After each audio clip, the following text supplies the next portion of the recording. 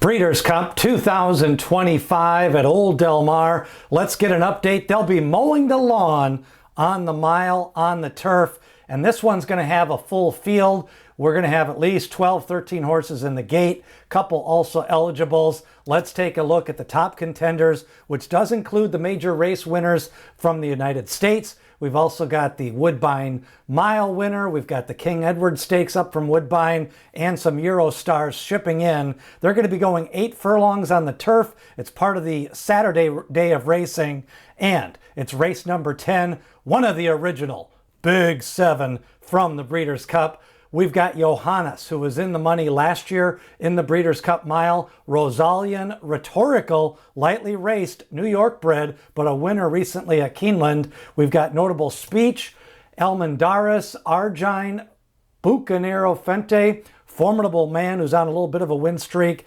Gas Me Up, Gran Oriente from Chile, and Jonquil, also among the supplemented and overall pre-entries for the Breeders' Cup.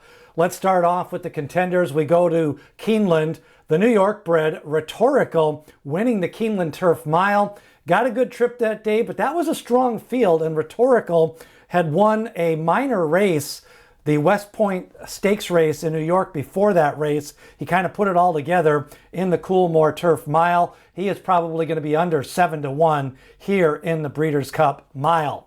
Rhetorical overall, 6 starts, 5 wins. He's by Not This Time, who's a son of Giants Causeway. Not This Time has had some dirt runners, but this year he really seems to be getting a mix of dirt and turf. And recently with his juveniles, a lot of good turfers. But let's see what Rhetorical can do for trainer William Walden. Now, Argine comes in from Japan, the 2025 Queen Stakes winner. Now, some of the Japan runners, we've had Caracante win in 2014 from Japan from the outside post.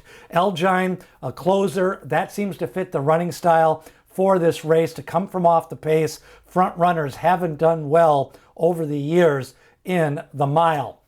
Now, Johannes, he doesn't need to be on the lead, but he's usually near the lead. We'll call him a presser. Last year had a good trip in the Breeders' Cup Mile, ended up running in the money. Now, City of Hope Mile, he's won this year. Again, this is the type of horse that if nobody wants to go, he can be out front, but it's just hard to wire the mile, so he may want to lay just off the pace, but the fractions could be average in this race. He ran second in the Breeders' Cup Mile last year in 2024, Johannes. Now, Bucanero for Fuerte. Let's go to the Phoenix Sprint Stakes. This was a Group 3 race and got to the lead, held off a deep field. Now, granted, it's only a Group 3, but a demanding course. He'd ran in some big races earlier this year. He's definitely one of the top European contenders, Bucanero Fuerte. Now, Elmandarus, he won the Wickerer Stakes first at Del Mar. I like the fact that he's got a win over the course. Overall, we've had 3 Breeders' Cups at Del Mar, and we've seen horses run well that have done well at Del Mar, even though we've also had some good shippers and mainly off the pace type runners. Elmandarus does have a late kick. That puts him in with a fighter's chance in this race. Now, Elmandarus also ran in the City of Hope Mile. He was third to Johannes. He was second in the Del Mar Mile to Formidable Man, who was also in this field. Now, Rosallion brings in good overall form, second in the Sky Bet City of York Stakes. That was one of the stronger races in Europe this year. Rosallion, going to be a mid-price, lower to mid-price contender from off the pace for Rosallion. Now, Formidable Man brings a pretty good win streak in here, goes for trainer Michael McCarthy. Of course, he's got journalism in the Breeders' Cup Classic. He's also got meaning in the juvenile fillies on the dirt, but this one's on the turf. Formidable Man winning that Del Mar Mile on the turf and also winning other races out west. But again, the West Coast Turf Division has been a little on the weaker side in 2025.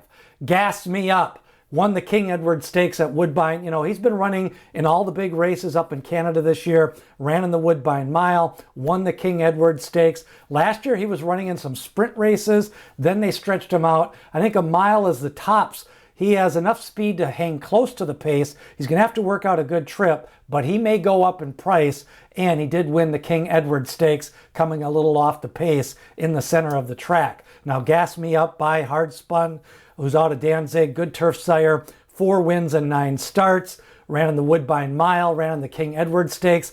Last year, he ran in the Zuma Beach Stakes, and that was in 2022, and overall, I think he's going to like the 1 mile distance. Program trading goes for trainer Chad Brown. Second in the Bernard Baruch for the Banker Boys. He's another horse that Chad Brown does well on Breeders' Cup Day, but he hasn't necessarily done it on the turf mile. He's had good success with juveniles on the turf, also with some other runners on the Juvenile Future Star Fridays. Program trading for Chad Brown.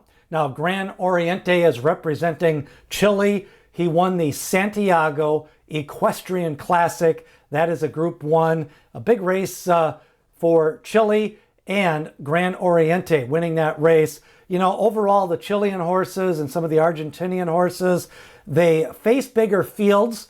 They have more demanding racetracks, but the overall class level, when they compete at the top level like this, you have to kind of pick your spots, which one can go up in class successfully. Gran Oriente makes his North American debut.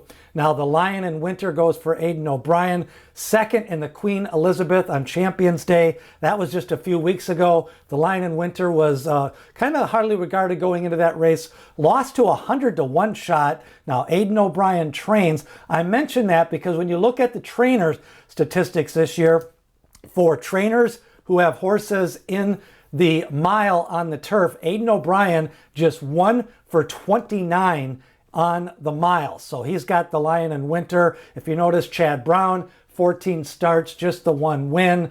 And Andre Fabre, 0 for 9. Gosden, 1 for 9. Mark Casse, 2 for 9. This is only for the turf mile. And Aidan O'Brien trying to get his second lifetime win. Of course, these races are usually full, big fields. Anything more than a 5 or 6% win percentage would be strong. Now, Jonquil goes for Juddmonte Farms. He'll be wearing their colors. Look at the class level, Grade 2, Celebration Mile. French Guineas, Grade 1. The Greenham Stakes, Grade 3.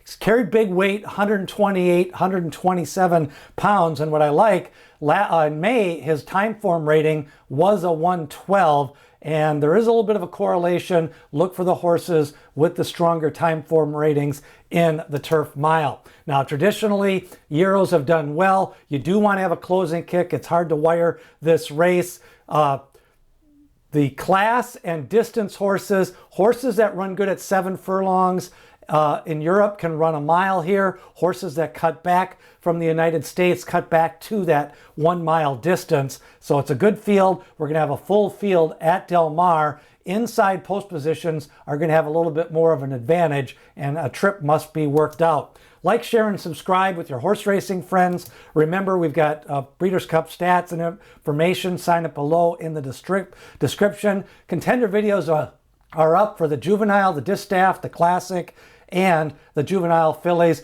all coming. More information this week on the Breeders' Cup. Remember, D. Wayne Lucas always said, people have opinions, horses have the facts.